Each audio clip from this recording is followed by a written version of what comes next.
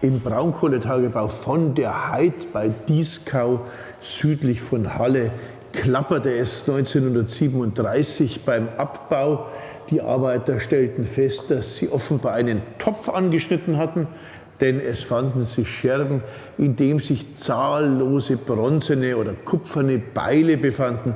Sie bargen die Beile, einen Stabdolch, Armringe und etwas anderes Material und hatten damit einen der wichtigsten Hortfunde der Aunitzer Kultur entdeckt.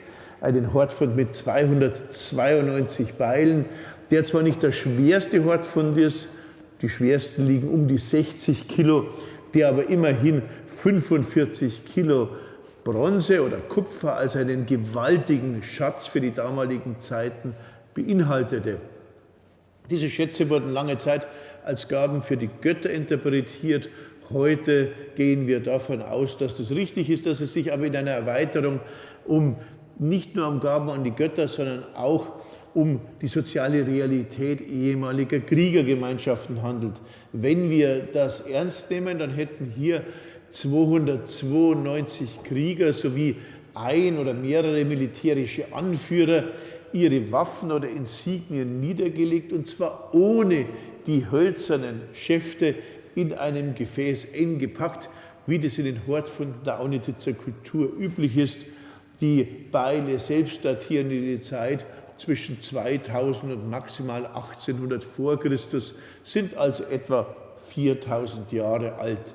Und was können wir nun an den Beilen selbst ablesen? Wir sehen an den Schneiden ganz subtile Verletzungen und Schäden. Und diese Schäden haben wir noch nicht vollständig analysiert, aber erste Versuche zeigen uns, dass die Schäden auch entstehen, wenn man beispielsweise Schweineknochen oder andere Knochen hackt, wenn man also Fleisch trennt und auf Knochen trifft, etwas, das dafür sprechen könnte, dass die Beile zum Beispiel in einer Schlacht oder Ähnlichem verwendet wurden.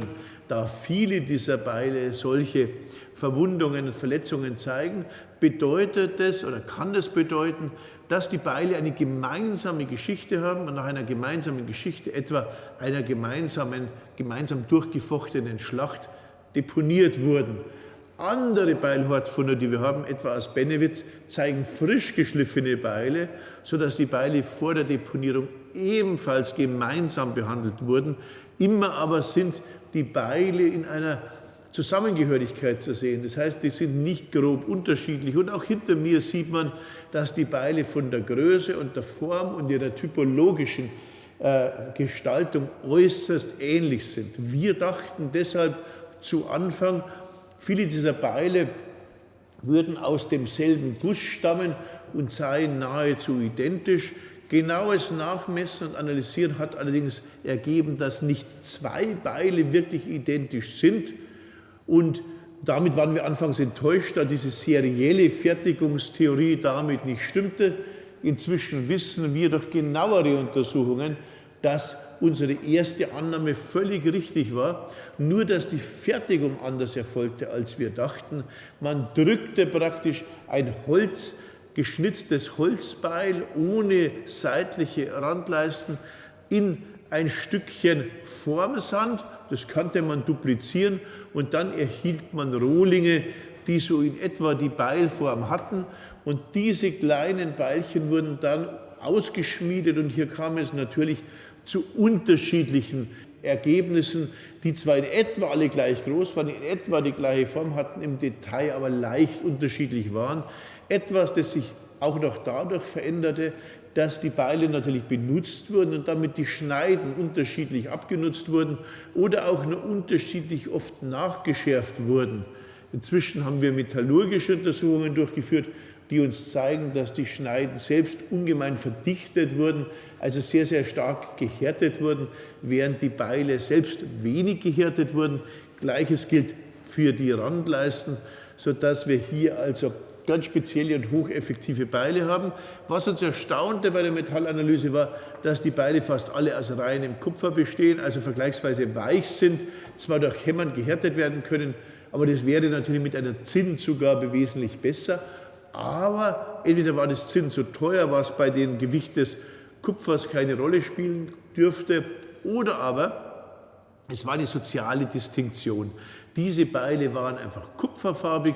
Und wenn wir nun die ähnlich aussehenden Beile in den Fürstengräbern, etwa in Leubingen und Helmsdorf, oder in reichen Gräbern betrachten und nur in solche Gräber kommen die Beile, dann sehen wir goldene Beile, Beile, die also richtig golden glänzen, weil ihnen eine größere Menge, 10, 15, 16% Zinn zugeführt wurde, die Beile also legiert sind. Es scheint also einen farblichen Unterschied zu geben.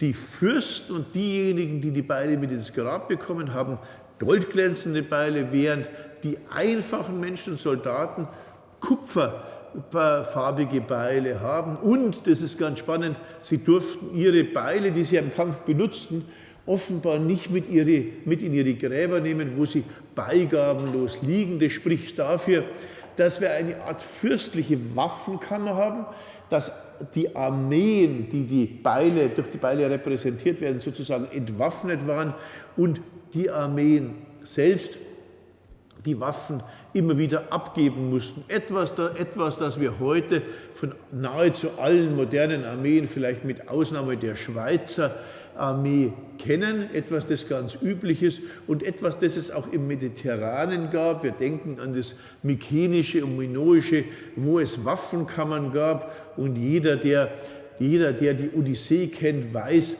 dass Odysseus seine Waffen in einer Waffenkammer hatte, die sie zum Kampf gegen die Freier herausholten und dass normalerweise die Menschen eben nicht so einfach bewaffnet waren, sondern dass die Waffen in einer fürstlichen Kammer weggesperrt waren. Und fast so scheint es hier zu sein. Das zeigt uns das große Männerhaus von Dermsdorf, vor dem an die 100 Beile, 98 Beile deponiert waren, was ziemlich genau den Soldaten entspricht, die sich in diesem Haus aufhalten konnten. Wir haben also zwei Rechtsräume, einen Rechtsraum von Menschen, die Beile tragen durften, Fürsten oder Anführer, und einen Raum von normalen Soldaten. Zu den Fürsten gehörten die Stabdolche, hier haben wir einen hinter uns, die gerippten Doppeläxte und, wie wir schon gesehen haben, die Stabdolche, die sich in einem anderen Hort, nämlich dem Hortfund II von Dieskau, fanden. Wir sehen bei genauer Analyse und einer Komplexanalyse mit Untersuchung der Metallsorten, mit Untersuchung der Gebrauchsspuren und mit Untersuchung der archäologischen Typologie und experimenteller Archäologie gelingt es, sogar Kriegerverbände nachzuweisen und sehr viel mehr über die soziale Struktur von Aunetitz zu erfahren. Ein neues Projekt, das wir abgeleitet haben, ist die genaue Untersuchung der Herstellung der Beile. Und es sieht so aus, als könnten wir den gesamten Prozess nachempfinden und könnten wir sozusagen durch exakte Messungen die experimentelle Archäologie in ganz neuer und spezieller Weise absichern. Aber das ist einer anderen Sendung vorbehalten.